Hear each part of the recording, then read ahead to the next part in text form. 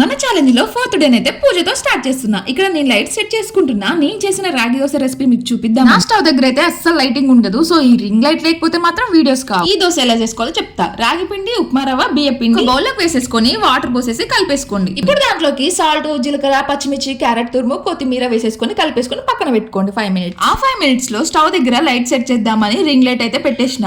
ఇంకా రావడమే లేదు నా రింగ్ లైట్ అయితే. నా మూడ్ అంతా స్పాయిల్ అయిపోయింది. మీరే చూడండి, లైటింగ్ లేకపోతే ఎట్లా కనిపిస్తుందో, బ్లాక్ గా కనిపిస్తుంది.